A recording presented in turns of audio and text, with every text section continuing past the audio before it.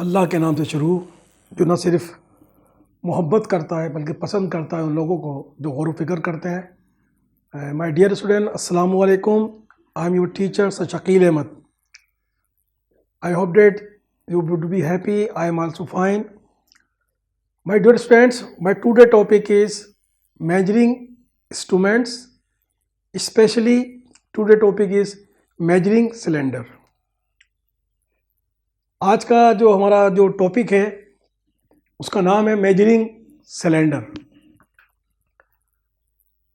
ये सीक्वेंस है measuring instrument का, जिसमें हमने इससे पहले जो है वो लेंथ के जो है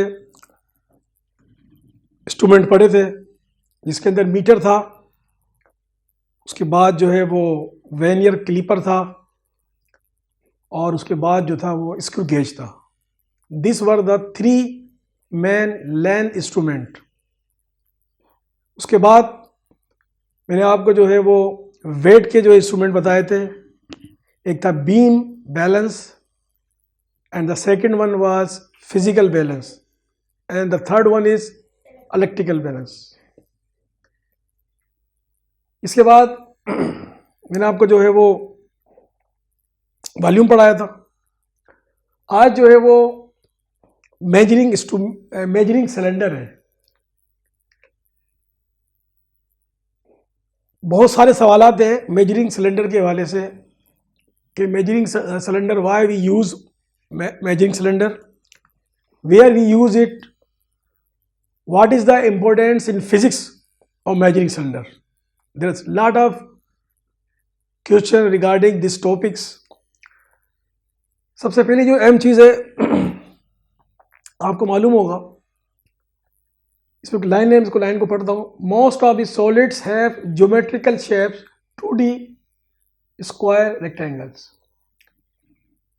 यहाँ तक लाइन का जो मकसद वो ये है कि आपको याद होगा कि हम जो है मेजरिंग करने के लिए बहुत सारे जो शेप्स होते हैं सॉलिड फॉर्म के अंदर, सॉलिड से मुराद जो हमें नज़र आ रहे होते हैं, उसमें जो 2D पिक्चर्स भी हो सकती हैं, जिसके अंदर 2D के अंदर आ गया सपोज रेक्टेंगल हो गया, ठीक, रेक्टेंगल जो 2D के अंदर होता है, इसमें हाइट नहीं होती, और स्क्वायर हो गया। और इसी तरीके से जो है एक बहुत बड़ी जो है सीक्वेंस है 2D शेप्स का, जिसमें ट्रपेजियम भी है और जिसके अंदर काइट भी है, ठीक है, एक लंबा जो है सिलसिला है। इसी तरीके से 3D सिलेंडर रेक्टेंगल्स, और जब हम 3D पिक्चर्स में देखते हैं तो उसमें हमारे को जो सिलेंडर मिलता है हमारे को, और 3D पिक्चर जो होती है उसकी जो है जो प्रॉपर्टीज होती है वो ये होती है, उसके वो इट हैज़ 3 डायमेंशन, उसकी 3 डायमेंशंस होती है। 3 डायमेंशन का मकसद ये है कि उसकी हाइट, उसकी वेट और उसकी लेंथ। अब जितनी भी जो है 3D पिक्चर्स हैं उनका जो फार्मूलाज हैं वो अलग हैं, क्योंकि हम चाहते हैं कि वो 2D और 3D जो पिक्चर जो ऑब्जेक्ट है उनका जो है साइज लेना चाहते हैं, उनका साइज लेना चाहते हैं। तो वी हैव डिफरेंट फार्मूलाज। हमारे पास 2D जो पिक्चर्स हैं उनके पास हमारे पास अलग फार्मूलाज हैं। क्यों? क्योंकि उसके अंदर लेंथ और ब्रीथ इन्वॉल्व होती है, ठीक है। तो हम जो है उसी तरीके से जो है फार्मूला लगाकर उसकी लेंथ और ब्रीथ को जो है कैलकुलेट कर रहे होते हैं और जानने की कोशिश कर रहे होते हैं कि इस जो है जो ऑब्जेक्ट है उसका जो है वो एरिया कितना है। इसी तरीके से we have different kinds of object. हमारे पास और किस्म के ऑब्जेक्ट होते हैं जिसके अंदर जो है ऊंचाई की होते हैं, जिनकी थिक होती है, उनको हमने नाम दिया था 3 डायमेंशन। तो 3 डायमेंशन में हम क्या कर रहे थे, उसमें हमारे पास फार्मूला अलग हो जाता है। उसमें हमारे पास जो फार्मूला होता है वो इज डिफरेंट देन 2D, क्योंकि उसके अंदर जो है वो क्या इन्वॉल्व हो जाती है, हाइट हो जाती है। तो that's why we use different kind of formulas so that we are enable to find out the require measurement.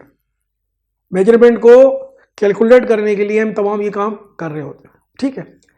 उसके बाद we calculate their areas and volume by the help of formulas, but we are unable to calculate irregular shapes like liquid, gas and stones. In this case we use cylinder and beakers. हाँ, अब क्या होता है कि जिस environment में हम रह रहे हैं तो हमारे को जो है कुछ ऐसी चीजों से वास्ता पड़ता है. सपोज पानी लिक्विड फॉर्म के अंदर है. अब ये जो पानी है इसका हम जो है वो वॉल्यूम किस तरह मालूम करें, क्योंकि ये जो एलिमेंट है, ये जो सब्सटेंस है, ठीक है, ये जो है, हाँ, ये खड़ा हुआ तो है ही नहीं, ये लेटा हुआ तो है ही नहीं, क्योंकि इसकी प्रॉपर्टीज ये होती है कि इसकी कोई फिक्स वॉल्यूम नहीं होता. हर उस चीज को अपना वॉल्यूम या अपनी शेप बना लेता है जिसके अंदर वो चला जाता है. मिसाल के तौर पे अगर ये हमारे पास कोई रेक्टेंगुलर कोई हमारे पास जो है वो ऑब्जेक्ट है, हम पानी को उसमें डालेंगे तो पानी उसकी शक्ल इख्तियार कर लेगा. ठीक है, अगर हम किसी सर्कल वाली चीज में डालेंगे, प्याले में डालेंगे, बाउल के अंदर, तो हमें गोल गोल नजर आएगा. ऐसे ही होता है ना.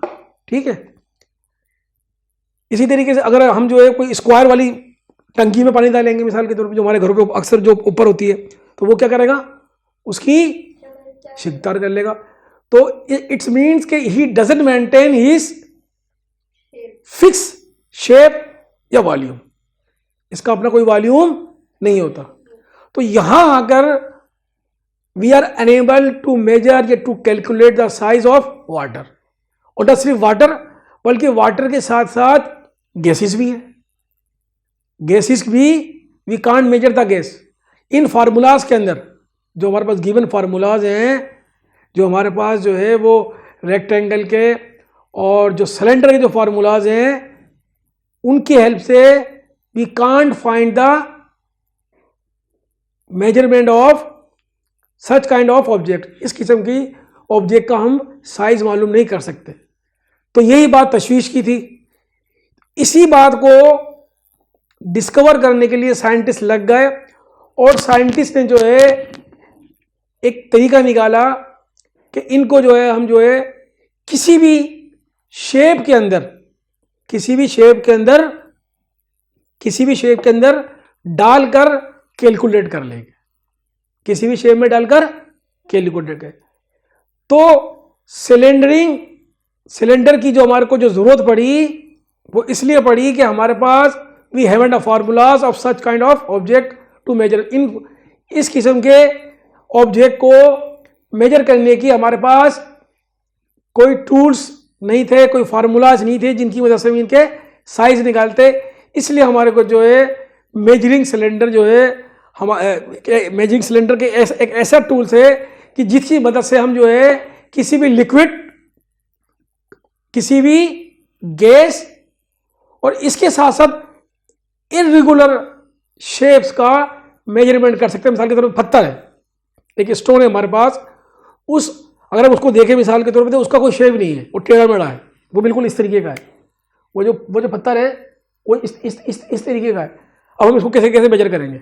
ना तो उसकी हाइट आ रही है, ना इसकी हाइट है, ना इसकी विड्थ है. ठीक है, लेकिन कैसे मेजर करेंगे? तो इन तीनों चीजों को किसको,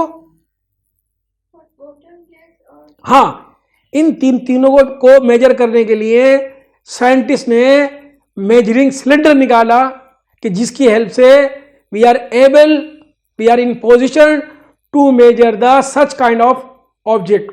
ऐसे इस किस्म के जो ऑब्जेक्ट हैं उनका हम वॉल्यूम मालूम कर सकें. अच्छा, इसका वॉल्यूम क्यों है? क्योंकि ये भी ऊंचा है, ये ऐसा नहीं है. अगर ये ऐसा होता बिल्कुल, इसका सरफेस बिल्कुल फ्लैट होता तो हमारे पास फार्मूलाज थे. अगर ये हमें नजर आ रहा तो खड़ा होता तो हम उसके जो हमारे पास जो फार्मूलाज हैं उसकी वजह से इसको क्या कर सकते थे, इसको मेजर कर सकते थे. ठीक है. अच्छा, अब ये बात, ये लाइन आपको समझ में आ गई.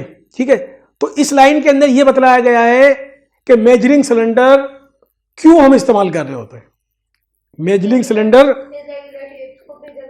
हाँ, ठीक है, वो ऑब्जेक्ट जिनका हमारे पास फार्मूलाज नहीं है, कोई प्रॉपर शेप नहीं है, जो हर चीज को अपना शेप बना लेते हैं, ऐसे मटेरियल को, ऐसे एलिमेंट को, ऐसे सब्सटेंस को, ऐसी बॉडीज को नापने के लिए हम सिलेंडर यूज करते हैं। आ गई समझ में? ठीक है, राइट। अच्छा, अब आगे की तरफ हम बात करते हैं स्ट्रक्चर ऑफ मेजरिंग सिलेंडर। अब इसका शक्ल कैसी होती है? मेजरिंग जो सिलेंडर है उसकी शक्ल होती कैसी है? ठीक है, आप मेजरिंग सिलेंडर में बी अ ग्लास और प्लास्टिक ट्रांसपेरेंट। जब भी हमारे पास मेजरिंग सिलेंडर आएगा या तो वो कांच में होगा, ग्लास की फॉर्म में होगा, या वो प्लास्टिक के अंदर होगा। उसकी वजह यह है कि अगर हम उसके अंदर कोई चीज डालेंगे तो उसको हम आर पार देख सकते हैं। जैसे मिसाल के तौर पे मेरे पास गिलास है, ये मेजरिंग सिलेंडर का काम दे सकता है। इसकी वजह से यह है कि अगर मैं इसमें पानी डालता हूं तो मैं जो है उसके आर पार देख सकता हूं कि इसकी वैल्यूज क्या आ रही है, ये डल नहीं है। आई समझ में बात? तो जब भी मेजरिंग सिलेंडर होगा वो हमारे पास ये तो प्लास्टिक फॉर्म में होगा या ग्लास फॉर्म में होगा, ताकि हम उसको आर पार देख सकेंगे। जो भी ट्रांसपेरेंट चीजें होती हैं उनका मकसद ये होता है कि we can share both the side, दोनों साइड पर हम उनको देख सकें। ठीक है, दूसरी बात यह है it has a scale along with it length that indicate the volume in millimetres और cubic centimetre. It is available less than and greater than 100 ml to 2500 ml। इस लाइन का मकसद यह है कि ये आपको जो है मेजरिंग सिलेंडर के मुताबिक बताया जा रहा है कि मेजरिंग सिलेंडर की पहली प्रॉपर्टीज ये है कि वो प्लास्टिक या ग्लास में होगा, ठीक, और दूसरा ये है कि वो ट्रांसपेरेंट होगा कि हम उसको आर पार देख सकेंगे। ठीक है, इसी तरीके से कि उसके अंदर एक स्केल बना हुआ होगा, उसके अंदर क्या होगा, एक स्केल बना होगा जो हमारे पास स्केल होता है, नंबरिंग का स्केल होगा। ठीक है, नंबरिंग का स्केल इसलिए होगा ताकि हम कोई भी क्वांटिटी को, कोई भी लिक्विड को देख सके कि इसका वॉल्यूम कितना है। वैसे हमें कैसे पता लगेगा? ठीक है, अच्छा, it's that indicate the volume millimetre. अब ये जितनी भी जो फिगर्स होंगी, जो उस पर मार्क होंगे, वो मिलीमीटर में होंगे या क्यूबिक सेंटीमीटर में होंगे। ठीक है, याद रखना। ठीक है, अच्छा, it is available less than and greater then. अब वो जो हमें जो बाजार में जो मार्केट में जो अवेलेबल है वो कम से कम कहां से कहां तक की रेंज के अंदर है? वो 100 ml भी हो सकता है से लेकर 250 ml तक भी हो सकता है। 250 ml तक, यानी ये 100 ml का मकसद ये होता है, ठीक है, 100 ml, ठीक है, 100 ml से लेकर, छोटी बोतल हमारे पास आती है वो देखो बिल्कुल लिखा था ml, ठीक है, 100 ml से लेकर 2500 ml तक, यानी 2500, यानी कि ठीक है 2500, यानी 500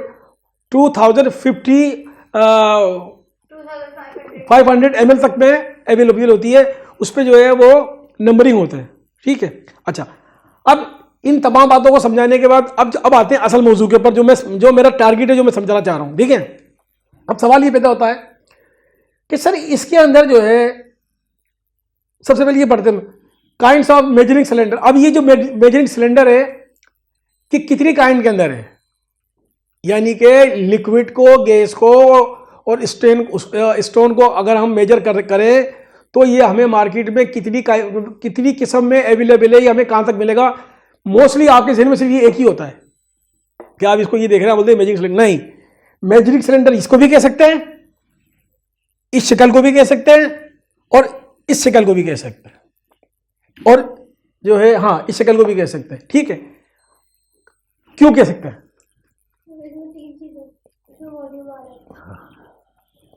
नहीं बैठे, मैं बताता हूं आपको। ठीक है, ठीक है, आप थोड़ा बैठे, मैं बताता हूं आपको। ठीक है, अच्छा, अब मकसद ये कि आपको पता होगा अच्छी तरीके से कि वॉल्यूम के लिए 3 चीजें जरूरी हैं। वॉल्यूम के लिए 3 चीजें जरूरी हैं, लेंथ, ब्रेथ और हाइट। ठीक है, और ये लेंथ ब्रेथ जो है वो किसके लिए जरूरी है? वो है रेक्टेंगल के लिए जरूरी। वो किसके लिए जरूरी है? रेक्टेंगल जो भी फॉर्म में होगी उसके लिए ये तीनों चीजें जरूरी होंगी। ठीक है, अब ये तो हो गए रेक्टेंगल फॉर्म के अंदर, जैसे हमारे सामने एसी है। ठीक है, इसको मेजर करने के लिए अलग फार्मूला है, ये वाला। अब हमारे पास ये सिलेंडर, ये वाला। अब ये फार्मूला इस पे नहीं लगेगा। क्यों?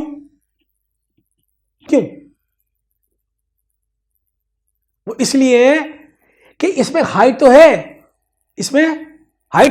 Very height.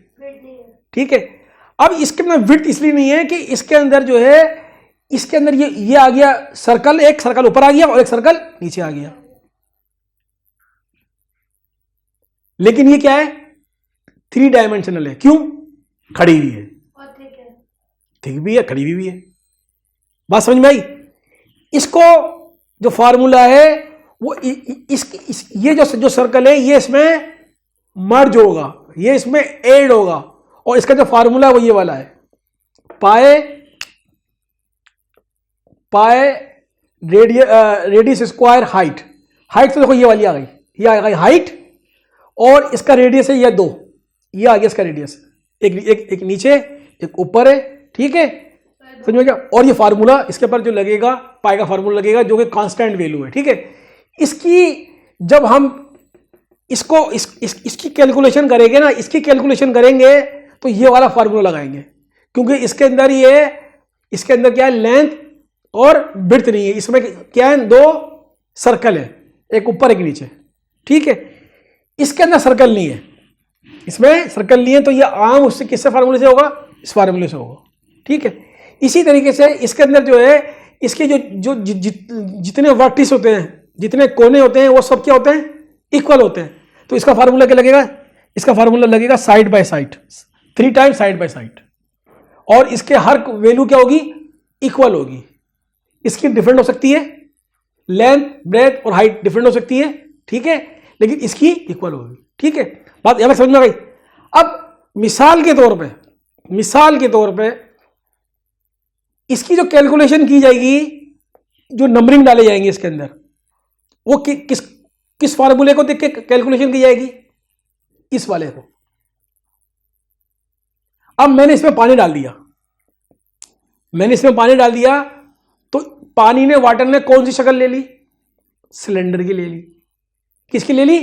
सिलेंडर की ले ली। तो सिलेंडर के अंदर जो लाइनें लगी हुई होती हैं, जो नंबरिंग होती हैं, उसके अंदर हाइट और विड्थ तो होती ही नहीं है, उसके अंदर तो ये वाली चीजें होती हैं। तो इसके कैलकुलेशन के हिसाब से इसके अंदर जो है वो यहां नंबरिंग की जाती है। बात समझ में आ गई? अब पानी को जब इसमें डाला तो इसके हिसाब से पानी आया 10 ml। क्या आया? 10 ml। तो पानी का जो वॉल्यूम क्या हो गया? 10 ml हो गया। पानी को अगर आपने ज्यादा डाल दिया तो 20 ml हो गया, और इसी तरीके से सो ऑन। बात समझ में आ गई? पानी इसमें पानी डालेगा, पानी का खुद तो साइज नहीं है ना। अगर मिसाल के तौर पे हमारे पास सिलेंडर था, अगर मेरे पास सिलेंडर आ जाता है, सिलेंडर, अब मेरे पास सिलेंडर आ गया, पानी नहीं है लेकिन सिलेंडर का शेप है, ये रहा मेरे पास सिलेंडर। अब क्या आप क्या समझते हैं कि इसका जो मैं वॉल्यूम निकालूंगा, कैसे निकालूंगा वॉल्यूम? इसका वॉल्यूम कैसे निकालूंगा? नहीं, अरे खाली मेरे पास टीन का डब्बा है ना मेरे पास। मैं बोल रहा हूं कि ये जो टीन के डब्बे ने कितना स्पेस घेरा हुआ है, तो कौन सा विच फार्मूला वी यूज, कौन सा फार्मूला? हाँ, कौन सा? हाँ, यू वाला। बात समझ में आ रही है? अरे बात समझ में आ रही है? ये सवाल करूंगा ना इसके लिए। अब पानी इसमें चला गया तो इसके हिसाब से इसको मेजर किया जाएगा। पानी की तो कोई शेप है ही नहीं ना। अगर ये पानी नहीं होता मेरे पास, पानी की बात नहीं कर रहा, अगर मेरे पास सिलेंडर है तो सिलेंडर के लिए I will use this kind of formula.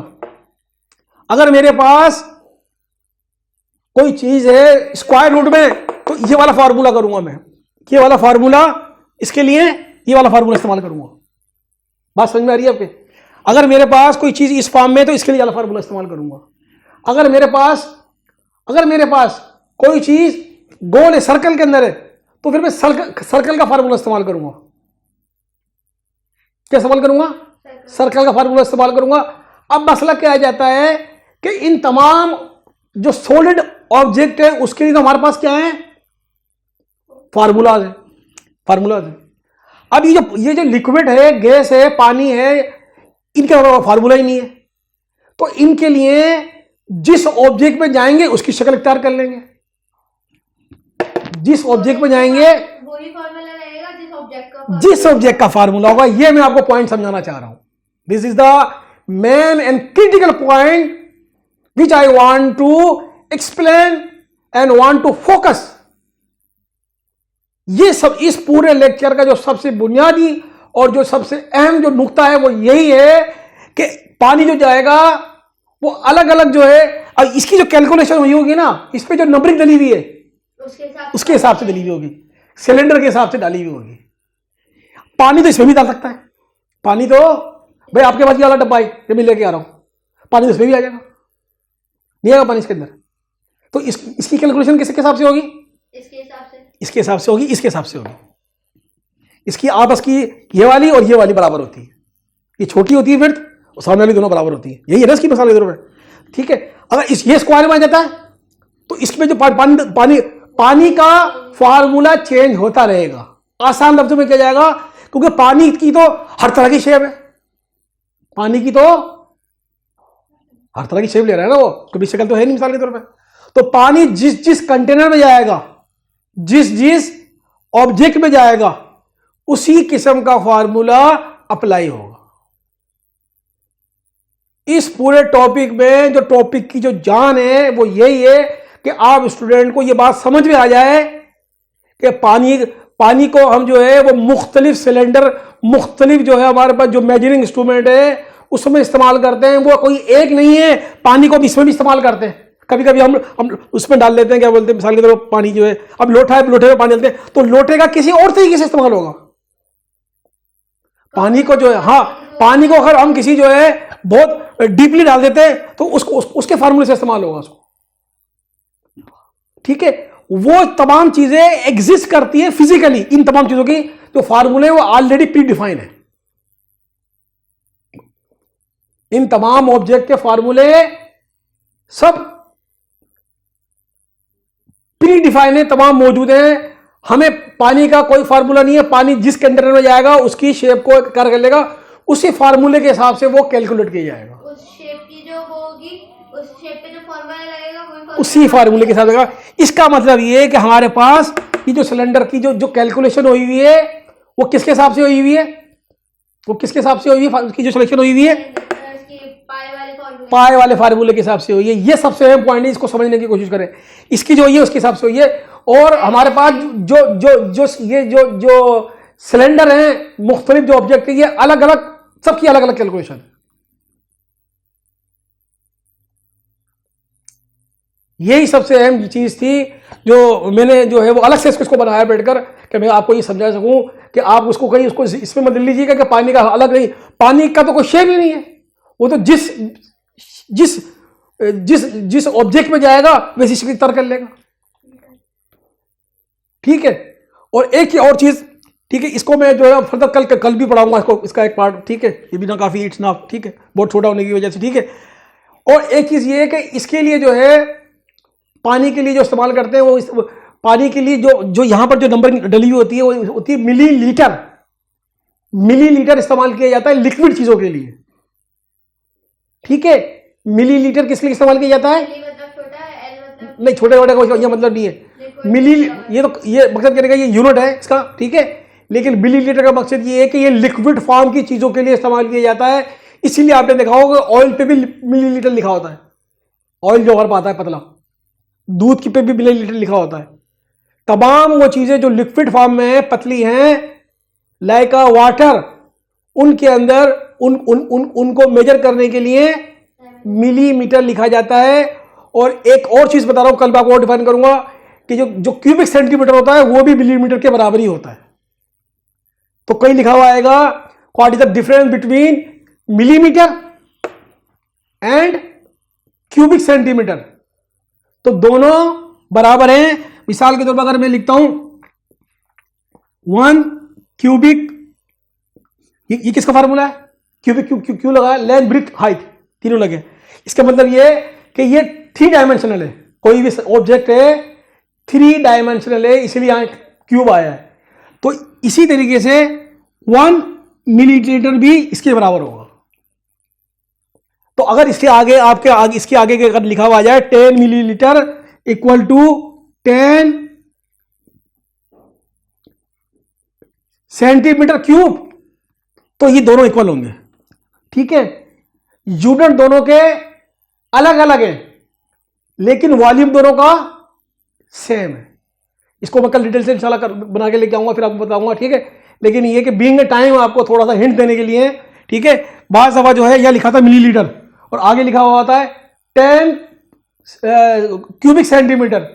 तो ये हम बोलते हैं यार ये तो अलग यूनिट है, ये अलग यूनिट कैसे? तो जो इसकी मेजरमेंट है वो इसकी मेजरमेंट है, यानी दोनों आपस में क्या है, वॉल्यूम वाइज, दोनों size wise, volume wise, capacity wise क्या है, इक्वल है। समझ में आता है? ठीक है, तो आज के टॉपिक को जो है यहीं पर वाइंड अप करते हैं। ठीक है, उम्मीद है आपको मेरा ये लेक्चर पसंद आया होगा, और आपको किसी किस्म की क्यूरी हो regarding this topic, you can inbox मी, इंशाल्लाह आई वुड रिप्लाई यू। अस्सलाम वालेकुम।